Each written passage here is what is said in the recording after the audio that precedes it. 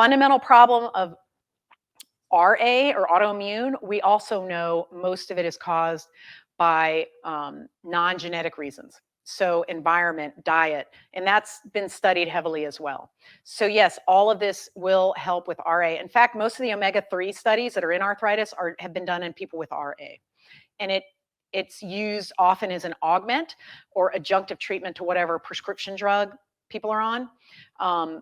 And then if you're not on a prescription drug, it will definitely help. So yes, all of this applies. So what do you got to avoid? 80% of the American diet is ultra processed. Think about that. So factory made fake foods that don't exist anywhere that we know of in nature. Processed animal proteins. So think about how they raise cows in this country. They jam them all into this one area where they can't move, and they just throw corn at them. And they get fat, and then they kill them, and then they give you the meat. So it's a stressful environment for the cow. It's not natural, and they're fed tons of omega-6s. As opposed to the way beef is eaten in other countries, like let's say Argentina or Italy, where it's grass-fed and pasture-raised, lives a nice stress-free life, eating omega-3 filled grass. That is a good way to eat red meat. Red meat in and of itself is not terrible, right? Now there are some fats in it you want to avoid, but generally speaking, it's how we're processing it. Bacon, ham, all that stuff with high sodium, high nitrates, filled with chemicals, pink slime, stuff like that. Refined sugar added. Added sugar is probably the #1 problem with ultra-processed foods. They put sugar even in potato chips and salty things. Why? Because there's certain feedback loops in the brain and the gut that induce you to eat more of something if your brain senses glucose. So they'll hide sugar in foods to make sure you want more and more. Because think about this. If I asked you to eat salt, just straight salt, you would stop at a certain point because you would say, I've had too much salt. You just wouldn't want it anymore. But if you mix sugar with that salt, you never stop eating it. And that's a trick that gets you to buy more and more chips. So if you like chips and you want to keep riding down that thing and enriching people at Procter & Gamble and GE, knock yourself out. Personally, I keep trying to cut ultra-processed foods because I just know they are the problem with what's going on in America. This is why you hurt. So try to buy organic foods because at least you're not going to have pesticides and chemicals on it. And then really try to avoid anything with more than 5 ingredients. If you're going to buy some processed foods, which of course you have to, what else could you eat? It's America. At least try to get a good carbohydrate to dietary fiber ratio. And at least every time you eat something processed, make yourself eat 2 or 3 things not processed to get that fiber and that natural goodness in. Like if you're going to eat a bag of chips, make yourself eat an apple slice. You know, I bet you end up preferentially going to the apple slice and forgetting that bag of chips over time. Right. So another trick I'll tell you is you know this juicing craze where everybody thinks juices are good for you.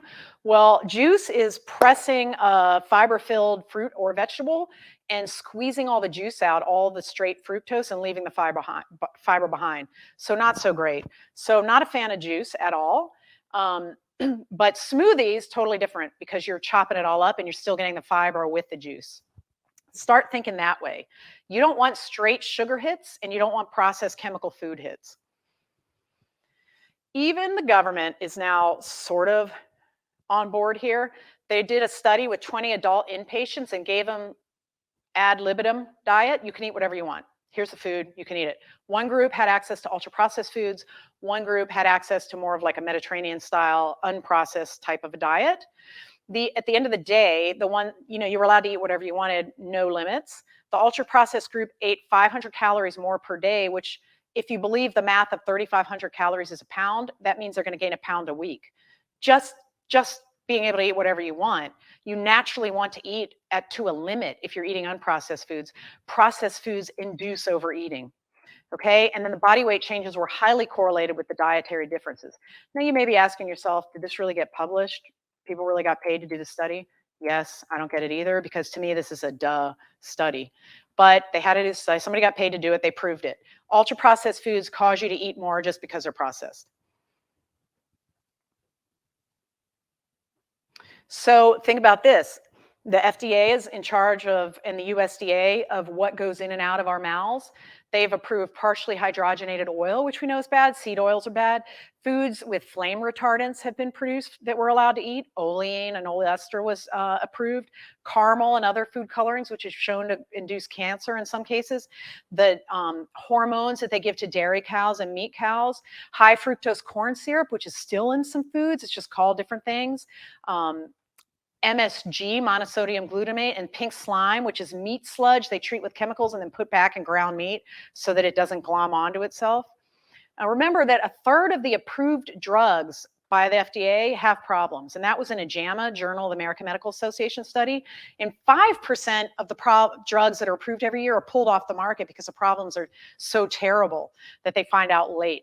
So I think in this setting, in this regulatory environment, in this world that we live in, where it's food industry, pharma, surgery, I think that you need to maybe start thinking about taking care of yourself, and just protecting yourself from all of this, because it's never going to end.